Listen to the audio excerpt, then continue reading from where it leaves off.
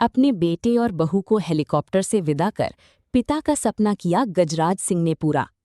विदिशा में नागरिक सुरक्षा को मजबूत करने पुलिस लाइन में मॉक ड्रिल आयोजित। रामलीला की रजिस्टर्ड सभा के सदस्यों द्वारा कलेक्ट्रेट पहुंचकर कलेक्टर के नाम सौंपे ज्ञापन। कोतवाली थाना क्षेत्र में रहने वाली एक महिला की संदिग्ध परिस्थितियों में हुई मौत। जिला पंचायत में नारी वंदन शक्ति अधिनियम पारित, कोरम के अभाव में बैठक स्थगित।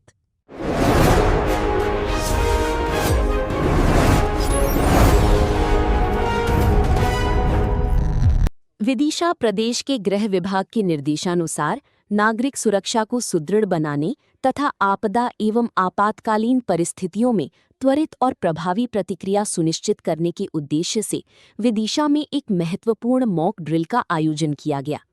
होमगार्ड जिला कमांडेंट मयंक जैन ने बताया कि पुलिस लाइन क्षेत्र में civil defence air raid blackout mock drill आयोजित किया। इस अभ्यास के माध्यम से संभावित आपात स्थितियों से निपटने की तैयारियों का परीक्षण किया। मॉक ड्रिल के दौरान हवाई हमले की चेतावनी, एयर रेड अलर्ट, ब्लैकआउट प्रक्रिया, सुरक्षित निकासी, इवैक्यूएशन, खोज एवं बचाव, सर्च एंड रेस्क्यू तथा अन्य आपातकालीन प्रतिक्रिया गतिविधियों का व्यावहारिक अभ्यास किया। इस आयोजन में police, home guard, civil defence, NCC cadets एवं विभिन्न विभागों की सक्रिय सहभागिता सुनिश्चित की गई है। प्रशासन द्वारा आम नागरिकों से अपील की गई है कि ये एक पूर्व निर्धारित अभ्यास है, मॉक ड्रिल है, इसलिए किसी भी प्रकार की अफवाह या घबराहट से बचें और प्रशासन के निर्देशों का पालन करते हुए सहयोग प्रदान करें। ये मॉक ड्रिल जिले में आपदा प्रबंधन क्षमता को मजबूत करने की दिशा में एक महत्वपूर्ण कदम माना जा रहा है।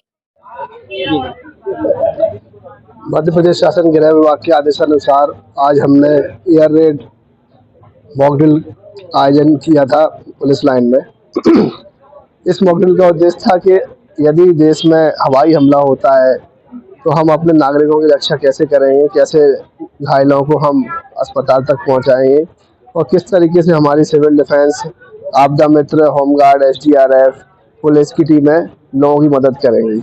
इसमें सबसे पहले हमने एक एयर रेड वार्निंग अलार्म बजाया, जिसमें लगभग 3 मिनट का एक सायरन था जो अप एंड डाउन पिच का था।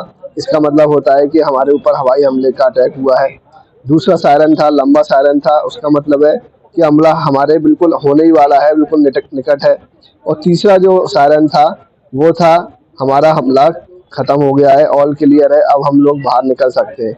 जब हमारा पहला सायरन बजा था तब ब्लैकआउट घोषित कर दिया गया था, पूरे शहर की लाइट बंद हो गई थी और लोग अपने घरों में छिप गए थे। लोगों ने अपने पर्दे बंद कर दिए थे, अंधेरे में सब हो गए थे और उन्होंने अपने आप को सुरक्षित स्थानों पर छुपा लिया था।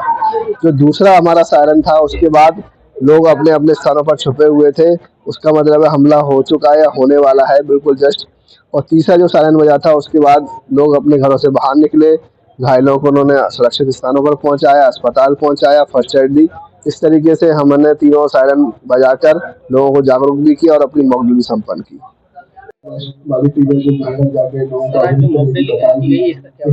ये एक इमरजेंसी मॉक ड्रिल जो है आज डीआरपी लाइन विदिशा के ग्राउंड में आयोजित की गई है। ये हमारे जो होमगार्ड की टीम है, एसडीआरएफ की टीम है, हमारा जो आपदा प्रबंधन वॉलंटियर्स हैं, नेहरू युवा केंद्र हैं, सबके और पुलिस के मिलकर संयुक्त तत्वाधान में की गई थी।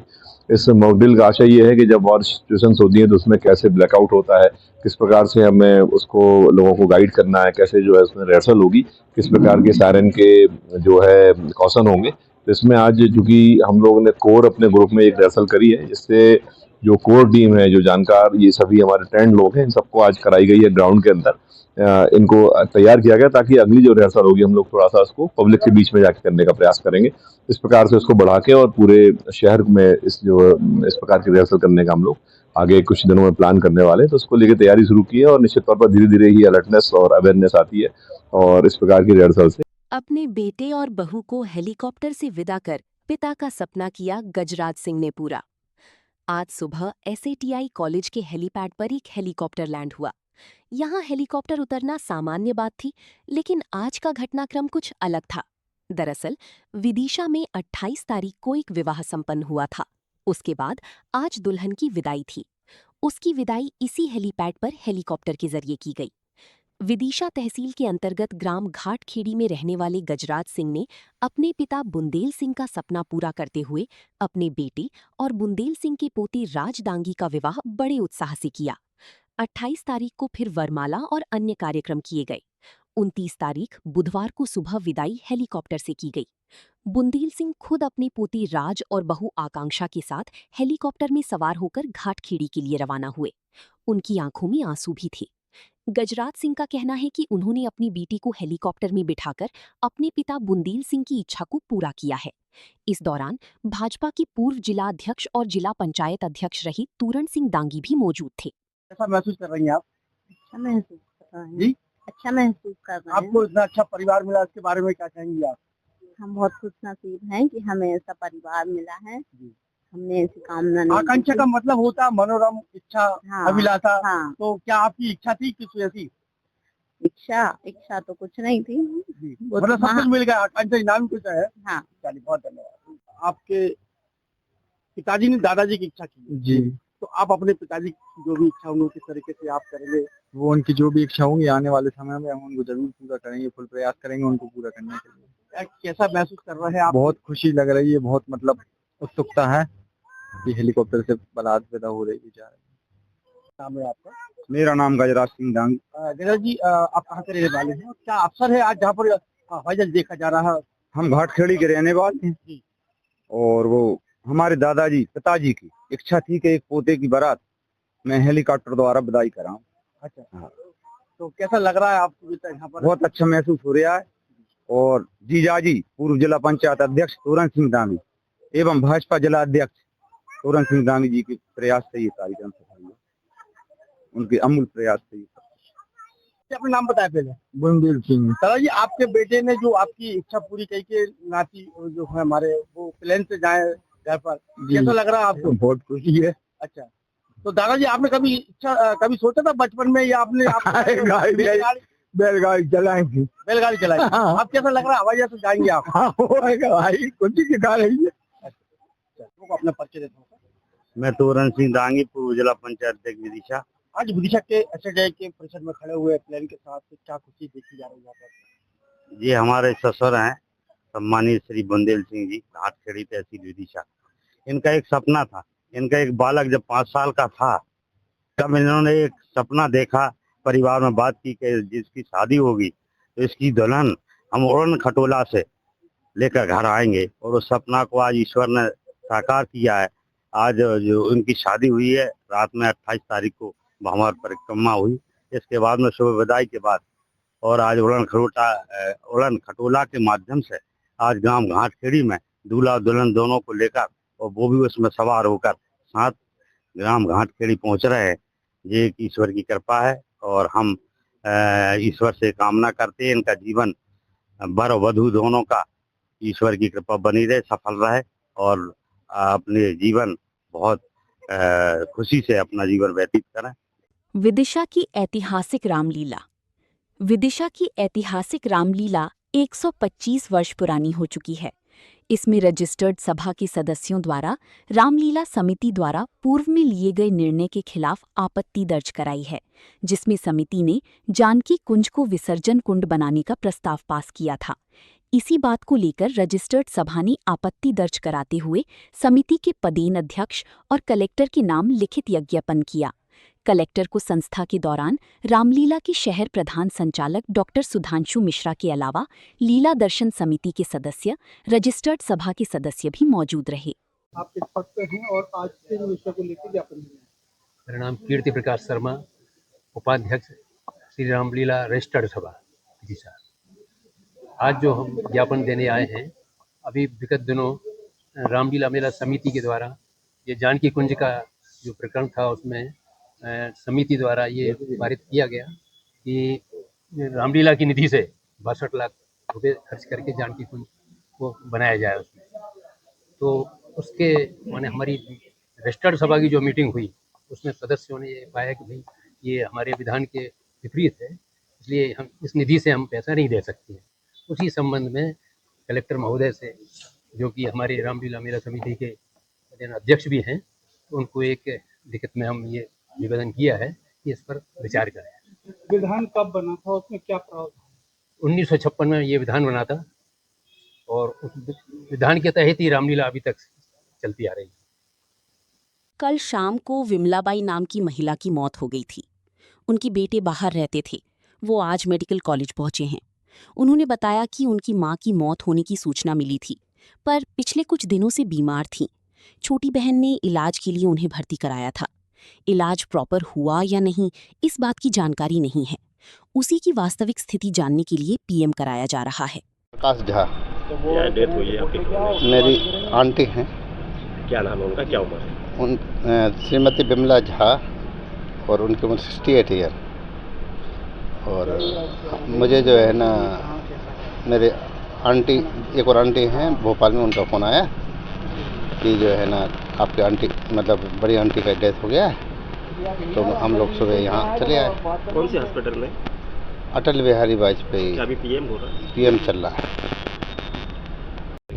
हाँ, मैं अंकित झा, मेरी माता राम विमला देवी झा, जिनका स्वर्गवास कल शाम के अंतराल हुआ। कौन है आपकी? वो मेरी माता जी हैं। कितने बजे घटना है? घटना का पूर्ण विवरण तो मुझे नहीं मालूम। उस समय लगभग 6:30 के आसपास मुझे सूचना मिली थी, और जिसके कारण, और जो मेरी छोटी बहन ने करीब 2 दिन पहले उनको एडमिट किया था, और उनका ट्रीटमेंट सुचारू रूप से हुआ है या नहीं हुआ, इसका मुझे वो है। अब देखते हैं, क्योंकि पीएम के लिए रिकमेंड हमने नहीं किया, उन्होंने नहीं किया था। अब देखते हैं उसमें क्या होता है आगे। किस हॉस्पिटल में पीएम किया जा रहा है? पीएम अपना मेडिकल कॉलेज। जिला पंचायत में नारी वंदन शक्ति अधिनियम पारित। कोरम के अभाव में बैठक स्थगित करनी पड़ी। विदिशा। जिला पंचायत में बुधवार को सामान्य सभा की बैठक आयोजित की गई, लेकिन कोरम पूरा न होने के कारण बैठक स्थगित करनी पड़ी। बैठक शुरू होने से पहले नारी वंदन शक्ति अधिनियम पर चर्चा की गई। जिला पंचायत अध्यक्ष गीता कैलाश रघुवंशी ने कहा कि लोकसभा में नारी वंदन शक्ति अधिनियम का प्रस्ताव रखा गया था, लेकिन विपक्ष के कारण ये पारित नहीं हो सका। उन्होंने कहा कि यदि ये बिल पास हो जाता तो देश की आधी आबादी को उनका अधिकार मिल पाता। हालांकि जिला पंचायत स्तर पर इस अधिनियम को पारित कर दिया गया। बैठक में मात्र 7 सदस्य ही उपस्थित रहे, जिसकी चलती विभिन्न विभागों की कार्यों की विस्तृत समीक्षा नहीं हो सकी और बैठक को स्थगित करना पड़ा। पानी के लिए किस तरह की व्यवस्था करना, क्योंकि देखा जाता है कि भीषण गर्मी पड़ रही है। इसमें पंचायत की तरफ से ग्रामीण क्षेत्र में वो प्याऊ लगवाई गई है, तो जल की व्यवस्था की गई है पीने के लिए, और जो पुराने नल हैं जो सूख गए हैं उनको पुनर्जीवित करने की व्यवस्था की गई है। कुआ बावड़ी की भी साफ सफाई करके उसमें भी पानी की व्यवस्था की गई है। आज की बैठक में पूरा नहीं हुआ, स्थगित करके फिर से शुरू की है, तो इसमें ज़्यादा विषय तो नहीं ले पाए, पर हम सभी महिलाओं ने आज जिला पंचायत की इस महत्वपूर्ण बैठक में हम नारी बंधन शक्ति अधिनियम के समर्थन में प्रस्ताव पारित करने के लिए एकत्रित हुए। ये अधिनियम केवल एक कानून नहीं, बल्कि हमारी माता बहनों के सम्मान, सुरक्षा और सशक्तिकरण की दिशा में एक मजबूत कदम है। समाज की आधी आबादी को न्याय, अवसर और गरिमा देना हमारा कर्तव्य ही नहीं, बल्कि राष्ट्रीय निर्माण की आधारशिला है। दुर्भाग्यपूर्ण है कि लोकसभा में कुछ विपक्षी दलों, विशेषकर कांग्रेस द्वारा इस महत्वपूर्ण विषय को गिराया गया। ये केवल एक राजनीतिक निर्णय नहीं, बल्कि देश की महिलाओं और आकांक्षाओं और उनके अधिकारों के साथ अन्याय है।